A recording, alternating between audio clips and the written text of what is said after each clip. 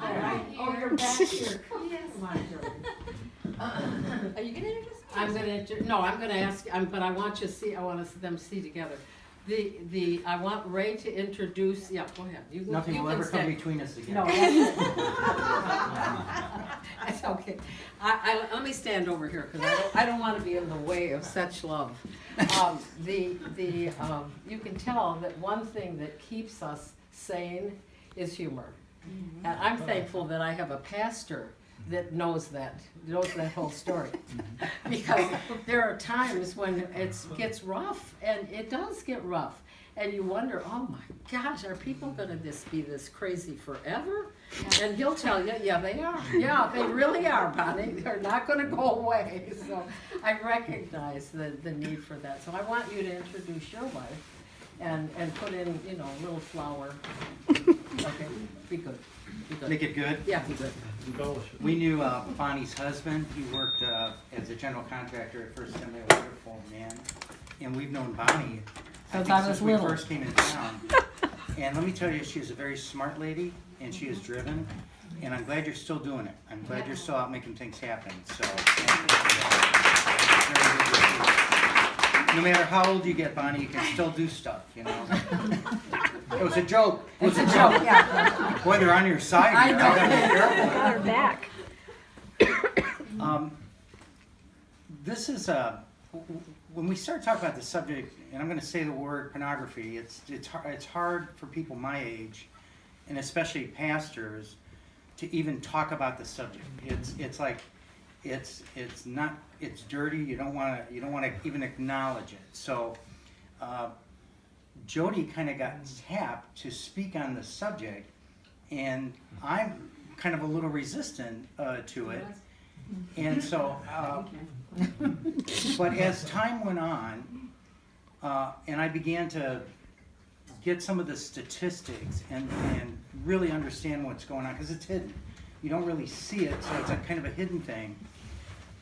It was then that I said, well, okay, we really do need to pay attention, and we need to know something about it, like we need to know something about a lot of things, because you can't help somebody if you don't know something about it. But I went a little bit kicking and screaming, because people my age it's like you don't acknowledge it. It's not a happy subject. We just came back from speaking to our pastoral candidates, the next graduating class coming up, and we talked about marriage and ministry. That's a happy subject. We like talking about marriage and ministry. We had a great time. And this is not so fun, but it's necessary. So that's kind of where we are. Jody has started out speaking to classes like we spoke to today. She ultimately ended up speaking to a group of over 300 ministers. It started out with like 600 people, and then they dismissed all the women. They had to go to another room, and then they brought Jody up and said, now you're going to speak on this very fun subject to a bunch of men. and she did a fabulous job, and the guys were very, very kind to her. She knows a lot about it, and I know you're going to enjoy it. We watch. I don't know if any of you remember Bob Newhart. Do you remember Bob Newhart? You guys old enough to remember him? Since I was little. He did a skit where he's a psychologist, and a lady comes in and she needs counseling, and the lady says, I've got a fear, and he goes, what's the fear? She goes, I'm afraid of being locked in a box. And he goes, well, that's silly. You shouldn't be afraid of, we can help you with that. And she goes, oh, you can? She goes, oh, okay. And she reaches in her purse. She goes, well, I'll take notes. She goes, no, I don't think you're going to need notes. I only got 2 words for you. She goes, oh, really? He goes, yeah. And I just want you to know I've charged the same amount of money if I only say 2 words, okay? Is that good with you? Yes, that's fine. He goes, okay, are you ready? She goes, yes. He goes, stop it! She goes, you want me to stop it? He goes, well, yes. You don't want to go around life being afraid of being locked in a box, do you? We wish that we could just say stop it. You wish that stop it would work. You wish that you could. We wish this for a lot of things, don't we? You could just, take somebody who's having an affair, or take somebody who's getting involved with drugs, or whatever. You wish you could just say stop it, but we have to be more educated than that. Jody, why doesn't stop it work? Does it work? Was I wrong? No, it does not work. Would you welcome my wife, Jody Mitchell? But I am really uncomfortable with this. Do you have Oh, I- Punch. Yeah, I do. You want it now? Yeah. Okay. Punch it. Freehand. There we go. Go ahead. Okay. Sorry, I feel really uncomfortable. My papers would fall all over, I guarantee you. So if they're locked in that folder. It's just you, Jody. It It's is just just you. me. It's fine. So, okay, it's not, you cannot just say stop it to people who use pornography. It does not work. And I'm going to talk about what it does to the brain, what it does to our relationships, what it does to our emotions, what it does to our social life, our society, and what it does to us spiritually in a little bit. So you'll have a better understanding of what happens. But first I want to talk about the three A's, I can't remember. 4. The availability, my notes are in the other room. Pornography is very, very, very, well, let me start with affordable. 80% of pornography that is viewed is free. And I'll tell you a little bit of history about there's always been pornography. This is not something new. Thank you. Okay. It's not something new. But when the internet hit in 1994, the first adopter was what? Pornography. That's right. First one. The first adopter. The first one to use it, to see the potential of what the internet could do was pornography. How many of you bought something online? How many of you bought something? Not pornography, but something. No. I'm not. I mean anything. Just gone online, typed in your credit card, given the pass. You know who developed that? Pornhub.com. They made it so that it's a very smooth operation, that all you have to do is this and this and you can buy something, because they wanted you to be able to purchase their product. How many of you look at your pictures online, do movies online, things like that? All of you have done that before? Do you want to know who developed that?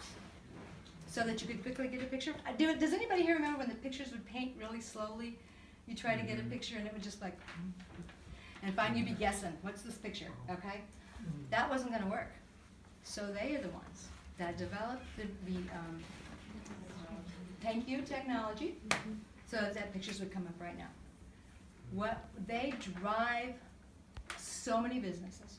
So, okay, so I wanted you to know that, because 80% in 2005, the Supreme Court made some decisions about the definition of what could be online. What year was that? 2005. I was either 2005 or 2006. The definition of pornography has changed. Because freedom of speech, you can post what you want to. So people began posting their own films. And so now pornography is free. So 80% of what is watched online is free. Now, given that, how big of an industry do you think the pornography industry is in 2017? In money or what? In money. How much money do you think it's possible that it made in 2017? Bigger than all professional sports combined.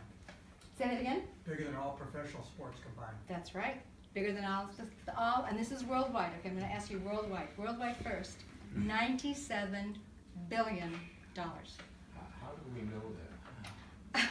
Okay, so here's where I get embarrassed. Because Pornhub.com, and don't go there, that's their business. That's their business site. They have a business site They that have a prints their business site, stats. has nothing that, there's no pictures, there's no, no pornography on that, but they report on themselves. They are so proud of what they do. They reported the statistics that I'm going to give you on this, I got from that yesterday. I happened to go and get to their site through the back door. I was looking on statistics and I just kept going, and then they're.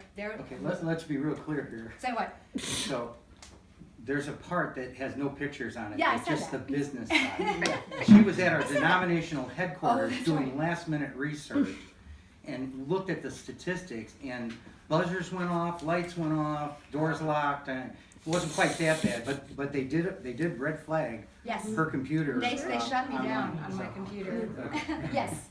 So I'm sorry, Jody. go That's ahead. okay. That was a couple years ago. But okay, so that's worldwide. When in 2015, when I began this whole journey of educating myself, the United States did $4.9 billion worth. Per year. You want to take a hazard guess of how much the United States did in 2000? I think it's 2017 or 18. I'm not sure which one I was on. 12.9 billion. Between 12 and 13 billion dollars. That's amazing. That in those 4 years, it increased almost 3 times. That broke my heart, because you wanna know who's using it? Our teens. That's right. 90% of our teens have been exposed to pornography. So you need to know this. This is something that is influencing so many things. Okay, so it's affordable. Excuse me, can I ask Yes, you another may ask question? any question you want to. Go for it. Well, if 80% of it is free. Yes. Does that mean that 20% of it is 17 billion? No, that means that, That means that yes. that's what they account for, because they don't account for the part that's free. That's right, that's what I'm saying. 80% of So it's the problem's free. really 5 times as large. Thank you. as the 17 That's billion. exactly right. That's the point I wanted to. That's exactly the point. It is it's silent, but it is here. Okay, so that's affordable, because 80% is free. It's available. So yesterday when I was looking on this for the facts, for how, for their statistics and stuff, this is how many, I didn't write down how many gigabytes because it was a lot, but I wrote down the pictures that they gave us. So the 50 million books that are in the New York City Library, it's more data than that. They could more than fill every iPhone that is used in the world with the data that went out last year. Does that make sense to you guys? That's a lot. Yes. I was in the Tea Party, I was the vice president of our local Tea Party, Mm-hmm. and we had a guy that was like an executive with Microsoft. Right.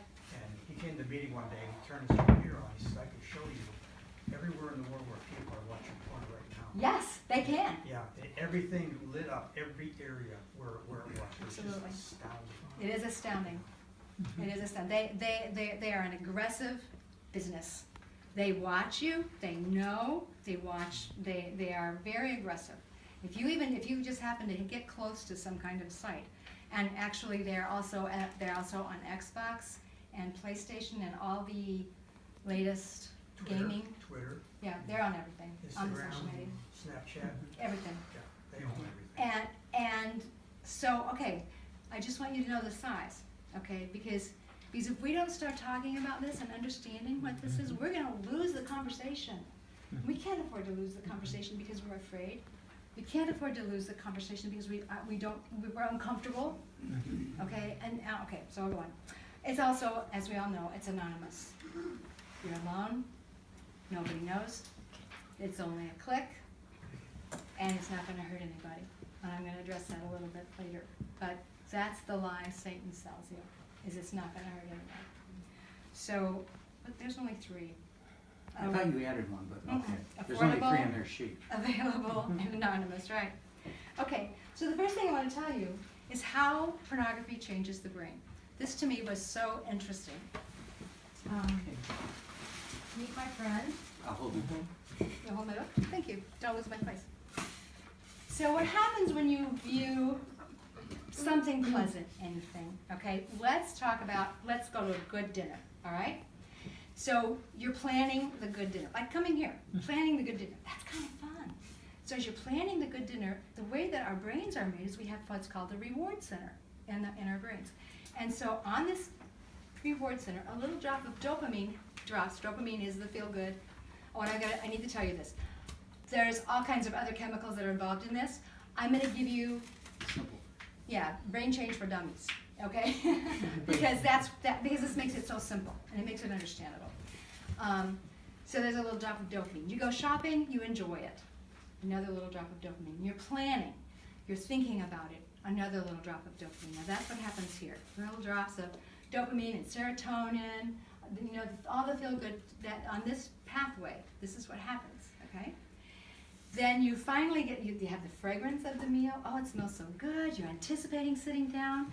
Then you sit down and you have a wonderful meal together, good conversation, and you get about a 50% flush on the center of the reward center. All right. Oh, that's really good. Sex is 100%.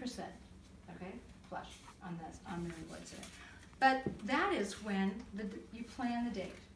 Okay, and you're going, and this is long term.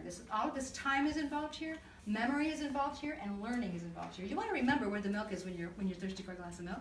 So the reward center remembers. The glass of milk the milk's in the refrigerator. The glass is in the cabinet. I know how to get myself a glass of milk. Have the glass of milk. Oh, that's good. So you begin to, if you can understand how the reward center works, it's a pathway that involves memory and learning so that you remember where something good is. In relationships, you meet somebody and you like them and you smile and you think, maybe I'll get their number. I hope he asked my number. And you begin to think about that and it feels good. And the little drops of serotonin and dopamine happen in the reward center. Get the phone call. Oh, good. Yes, I would love to go out with you tonight. And so now this is another, there's planning, anticipation. All of this is part of the reward center, okay? Now if you're married and you're going to go on a date and you're enjoying, you're anticipating, you hold hands when you walk, that feels good, that's a lot of tactile stimulation. All of that activates, whoops, memory and learning. Sorry about that, guys. There you go. I'm a little, like, whatever. Okay, and when the date ends up in intimacy, 100% flush. This is a healthy relationship. This is what makes up a healthy relationship. It's the anticipation, it's the planning, it's the thinking about it, it's the conversation. It's so many things that is involved in a healthy relationship. And our brains are designed to lead us right to this, to a flush of good, okay? Now, meth is 1100 wash. It just destroys things, okay? Like that's an addiction. That's how an addiction is formed, okay? When you begin to view pornography, and I'll go through some of the statistics of what that is. What begins to happen is the brain, there's dopamine droppers, and there are receptors. I'm going to receive the dopamine. When I receive the dopamine that the brain drops, I feel good. So when you overpower that receptor, it says, oh, this is too much, I need to stop. So it shuts down. So the next time you do it, pornography, the receptors are like, wait a minute, I'm not built for this, I don't want this, and more shut down. Until pretty soon, there's not very many receptors left. And now what do you need to do in order to feel good? More violent, more explicit, whatever. But it's the way our brain is designed. It's only designed to hold so much. God knew what he was doing when he designed us. It's designed to hold a certain amount. The receptors are designed to hold a certain amount and to respond to a certain amount. And it's for a reason, because we want to, there's so many things we have to remember that are good. So that's how God designed our brain. As we watch pornography, we burn up the receptors, and this is what happens. We have a brain that doesn't have receptors, doesn't know what to do, and so now, what happens if you hold the hand? Don't want it. Because there's no feeling there, because you need more. So what happens here is pornography actually changes your brain. Now, nobody starts out thinking, oh, my brain is going to change, and I'm going to do this so that I don't like anything anymore except pornography. That's never the goal. But that's what happens in our heads as we begin to engage in these behaviors. Does this make sense to you? Yeah. Isn't that amazing? So if we say we're wired up a certain way, Yes. not necessarily? Well, thank you for that. So we've all used the phrase, I'm wired up a certain way. I'm wired up a certain way. And quite frankly, what I believed for a long time, and what we've thought for a long time, was that our brain wouldn't change after about the age of 26. That's what we all thought. Well, have you heard that? Yes. Yes, it's not true. It is not true. Our brains are what's called plastic. That means that they change. So they will change throughout our life until the end of our lives. They will continue changing. As a matter of fact, my mother-in-law had a stroke on September 25th, and they told us that she was not going to recover. That what we had on the second day was what we were going to get. The doctors would be stunned today, but I kept thinking, I know your brain can make a new pathway. I know your brain can make a new pathway. She is not fully recovered, but she is so much better than what they told us she would ever be. And I am so grateful that God made us so that we can recover. That's the promise. And then here's the other thing is, you can quote Romans 12, 1 and 2, right? What does it say? Yes. Do not be conformed to this world, but be ye transformed by the... Oh, look at this. Through the washing of the word. Huh? Through the washing of the word. Yes. Okay, through the washing of the word, that's true. But that doesn't always mean just that if you just try, this is what happens to Christians who get involved in this. I'll just read more. And they don't know what's happened to their brain, so when that desire comes again, they're like, I won't go, I won't go, I won't do it, I won't do it. I'll just stay in the Word. And then guess what happens? Next thing they know, they're over there clicking because the draw is there. Because the only thing that gives them feeling is that. Because they've so washed their brain, overused it, and destroyed it. Okay? So we are wired up, and we can change the wiring. And sometimes we can change that wiring to the bad, and that's what happens. So I'll tell you what happened to me when I was discovering all this. Compassion, not anger, compassion, understanding. So sometimes when guys or girls, and please understand that pornography is a very aggressive business, and they targeted women several years ago. There are certain things that appeal to men. Pictures. They've always appealed to men. Stories appeal to women. If you're going to just show me a picture, you're not gonna get me. But if you tell me a story and then you draw me in, I'll look. So last year, they experienced a 1,400% increase in women viewing. You said that at the Microsoft he could show you who was viewing porn all over the world. They can identify your sex, your age. They know your IP address. They know how you spend. It's amazing to me. Anyway, so this to me says there's real damage that happens. God knew what he was doing. The other thing that just excited me about this was I never understood that verse that said, when you sin with, do not join yourself to... Do not unequally. No. When you join yourself to... Prostitute? Thank you. Is that the right word? A prostitute? You, what is it? Yes, it's 1 Corinthians 6. You sin against yourself. That, do you ever argue with the word? Sin against your own body. Yeah, do you ever argue with the word? I was like, no, that's not true. You don't sin against yourself. Because look at all the people you hurt. You hurt your wife, you hurt your kids, you hurt your church, you hurt everybody around. I would read that verse and go, I don't know what you're saying here, God. But okay. And then I heard this. And then it makes You sense. sin against yourself. So when you lust in your heart, you sin against yourself. You change your brain. And now you don't realize you don't know why you're having this desire. You don't understand. Now we do. Praise God, we're getting much more research. And the more research we get, the more it supports the Bible, the happier I am. Because it's amazing to me how research is supporting what the Word of God says. Speaking of that, how Yes. do we know that this is true? How do we know what fires and all of that kind of stuff? What's your answer? Go to Daniel Amen. Oh, Daniel Amen.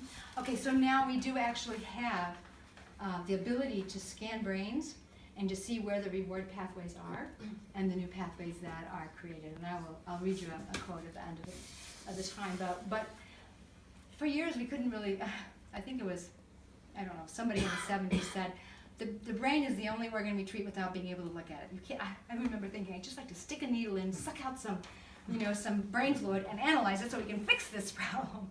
But God has a way to fix it. And I think this is so awesome. I love this. This little head makes it so clear.